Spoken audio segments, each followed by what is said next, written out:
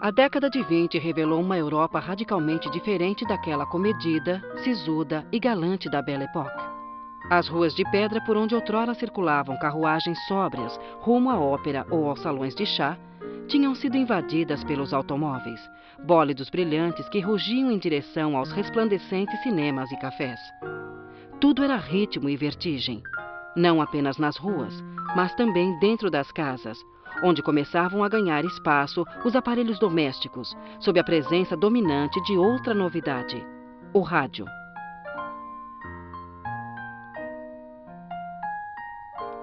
Nas grandes capitais como Londres e Paris, a juventude tentava se esquecer das cruentas lembranças da Primeira Guerra Mundial, dançando freneticamente o hot jazz, ou examinando seus fantasmas internos com a revolucionária ciência da psicanálise.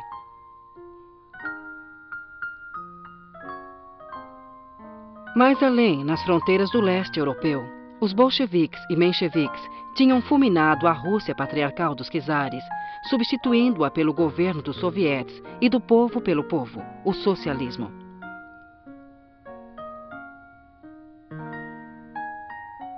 Foi em meio a essa agitação geral que surgiu o grupo surrealista, uma espécie de clube exclusivo, formado por jovens artistas que se deleitavam no seu desprezo pelas academias.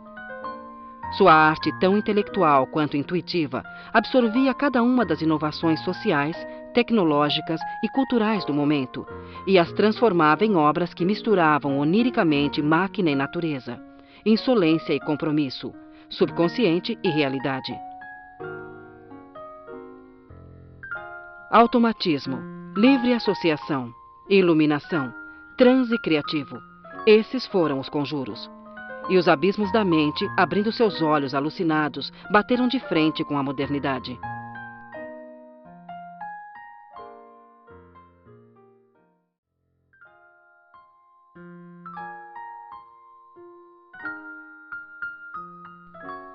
Puro automatismo psíquico, com o qual se propõe expressar o funcionamento real do pensamento. Isso era o surrealismo para o poeta André Breton, líder do grupo formado em Paris no início da década de 20, com a ideia de criar uma arte que extrapolasse a realidade por meio da manifestação do inconsciente.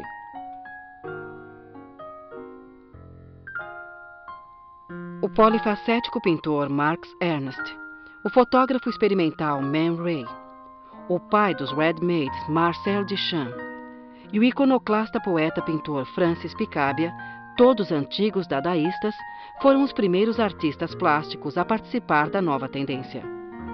Mas nos anos imediatamente posteriores à publicação do Manifesto do Surrealismo, em outubro de 1924, a revolução estética e literária iniciada por Breton foi atraindo para o seu meio o que havia de mais seleto nas vanguardas. Alguns artistas se reuniram numa dedicação exclusiva a essa arte da liberação da imaginação. Foi o que se deu com Salvador Dalí, surrealista não apenas por sua obra, mas também por sua extravagante personalidade, de Yves Tanguy e seus quadros e desenhos de medusas e formas suaves, e dos cineastas Louis Buñuel e Jean Cocteau, este último também poeta, desenhista e homem de teatro. Outros, ao contrário, inclusive o próprio Duchamp, sempre avesso aos rótulos, contribuíram para o movimento surrealista sem participar oficialmente dele. René Magritte, por exemplo, acrescentou um toque naif ao onirismo do movimento. Picasso contribuiu com sua série de monstros. Juan Miró, com suas telas de figuras amorfas e espaços coloridos, e Marc Chagall, com seu poético mundo pictórico.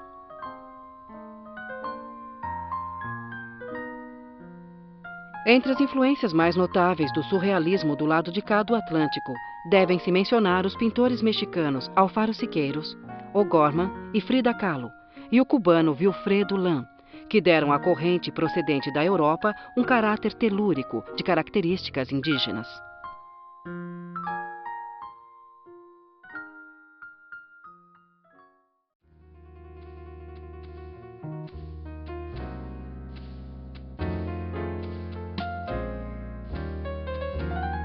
Até o final da Primeira Guerra Mundial, pintores como o russo Vassily Kandinsky, o holandês Pierre Mondrian e o suíço Paul Klee, cada um a seu modo, tinham despojado suas obras de modelos e referências concretas, para que o impacto das telas falasse por si mesmo.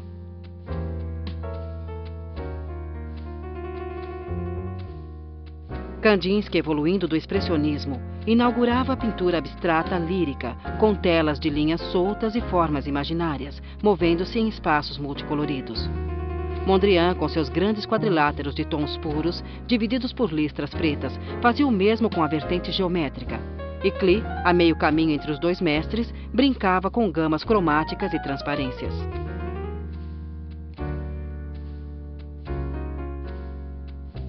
Ao longo do período entre as duas guerras, essas tendências foram se consolidando e derivando em diferentes movimentos, que atingiram o apogeu depois de fim da guerra, responsável pela imigração de muitos artistas europeus para os Estados Unidos.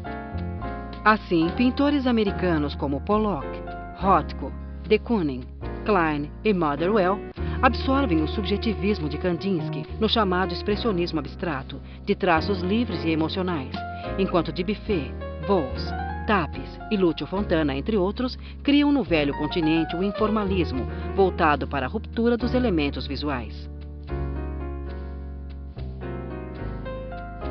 Quanto aos estudiosos do racionalismo de Mondrian, alguns fazem experiências com a redução cada vez mais radical da forma e da cor, como Malevich com o suprematismo, Feininger com o construtivismo nos anos 20 e 30 e Robert Morris com o minimalismo nos anos 60.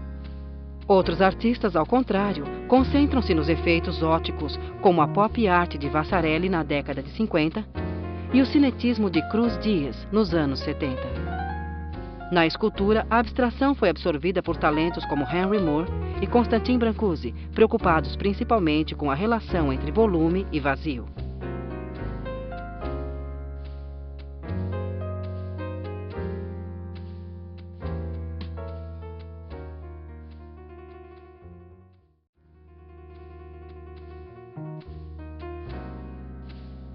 À medida que as experiências cubistas, futuristas, expressionistas, dadaístas e surrealistas tentavam novas linguagens para se expressar, o mundo artístico se dispersava numa profusão de vanguardas díspares, muitas vezes antagônicas entre si. No entanto, nesse espectro amplo, foram se delineando claramente dois caminhos divergentes: o figurativo, que insistia na representação da realidade, embora essa tivesse sido fragmentada ou revirada como contexto, e a abstrata, que prescindia completamente das formas mundanas.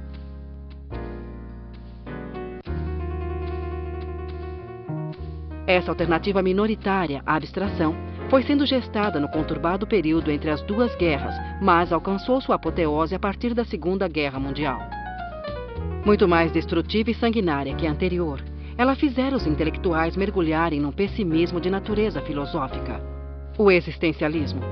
Tudo era questionável, e questionava-se tudo, apenas para se chegar à conclusão de que não havia Deus, nem sociedade, nem cultura, nem futuro, nem nada.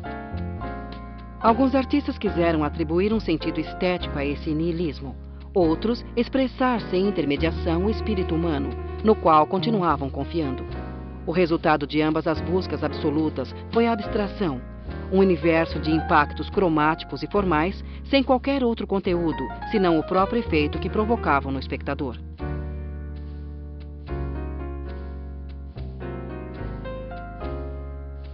Nos cafés da Boemia lia-se Hemingway, Sartre e Malaparte. O rádio tocava o bebop. O cinema, com o neorrealismo, mostrava as misérias do pós-guerra. A humanidade entristecida nas cidades devastadas dava gritos surdos num mundo vazio de referências.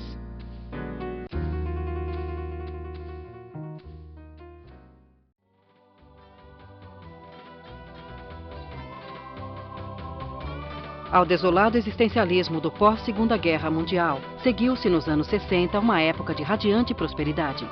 O Ocidente havia se curado dos ferimentos da batalha, reconstruíra suas cidades e estava disposto a desfrutar ao máximo a ascensão econômica.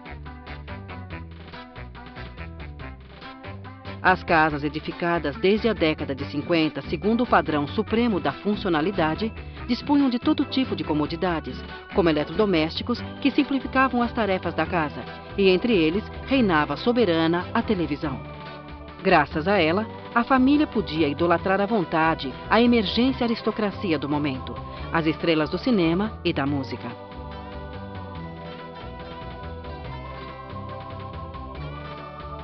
Um novo gênero musical, o rock, veio acrescentar sua torrente vigorosa de ídolos adolescentes à legião de celebridades. E junto com o sisudo intelectualismo beatnik, atraiu a atenção dos mais jovens, ávidos por bailes frenéticos, motores velozes e liberdade.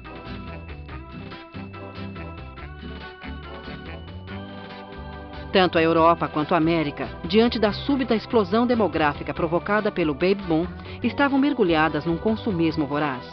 Tecidos sintéticos, fast food, objetos de plástico, turismo à la carte, bebidas em lata, casas pré-fabricadas, tudo precisava ser rápido, barato e descartável.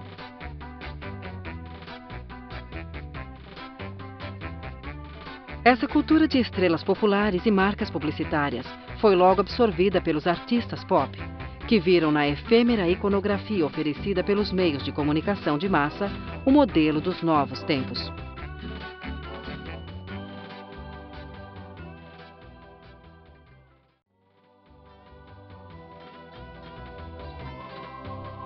Os artistas pop tiveram seu antecedente imediato nos dadaístas europeus e na arte de costumes dos artistas americanos dos anos 30 e 40, como Edward Hopper, que em suas telas figurativas, criadas em pleno auge da abstração, reproduzia a imensa solidão dos habitantes das cidades modernas, com seus bares de notívagos, ruas de manhãs de domingo e quartos ensolarados e desertos.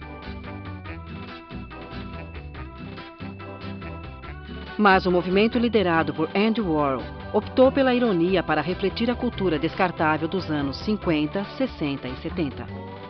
Warhol, por exemplo, imortalizou as estrelas de consumo de massa como Marilyn Monroe e Elvis Presley em quadros de grandes dimensões que quadruplicavam planos das figuras desses ídolos em cores vivas. Nem mesmo a produção publicitária escapou de seu olho crítico. Prova dessas divinizações sarcásticas são os retratos de latas de sopa feitos por ele. Outros artistas pop, como Roy Lichtenstein, recorreram à estética dos quadrinhos para assinalar os valores estéticos efêmeros da sociedade do baby boom. A escultura de objetos cotidianos, feita de materiais sintéticos como Claes Oldenburg e seus móveis infláveis, ou Tom Vesselman em suas silhuetas nuas integradas em cenários domésticos.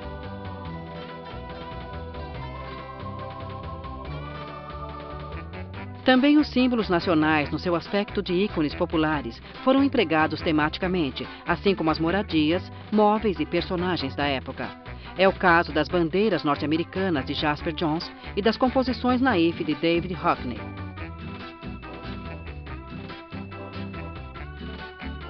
A essas obras pictóricas vieram somar-se pelas mãos de Joseph Beuys e John Cage novas manifestações plásticas. Seus happenings, environments e instalações, de certa forma inspirados na action painting de Pollock e nas reuniões dadaístas mais antigas, inauguraram a chamada arte conceitual, baseada em atos e montagens fugazes. Uma arte instantânea para uma cultura do use e jogue fora.